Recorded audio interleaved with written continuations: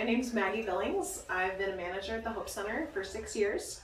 I do a lot of the merchandising and displays when you first walk into the store. I do a lot of the antiques and the jewelry, kind of the higher end stuff. My goal is sort of to make the store look pretty. Years ago, after I had my first son, I got bronchitis and was really sick. And my mom came down to help my husband balance taking care of me and taking care of the baby. And 2 or 3 days into this, of them checking my temperature and making sure I was drinking water, my husband took my temperature and took the thermometer out. And I thought to ask, how do you know when to take the thermometer out?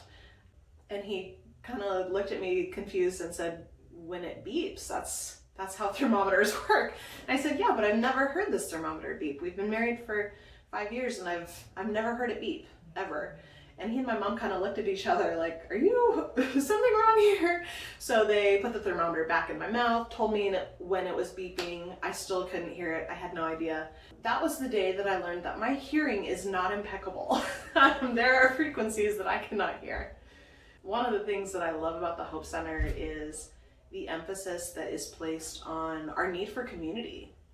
As far as personal growth goes, we need other people close enough to us in our lives who are willing to see things that we don't see and call those things out in order for us to grow and become the healthiest versions of ourselves, for our friendships, for our work relationships, for our marriages and our kids. That growth is really necessary, and it's hard to know what those blind, or in my case, deaf spots are without other people in our lives to point those things out.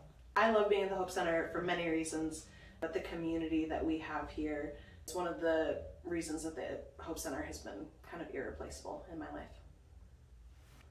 I don't know how to end this.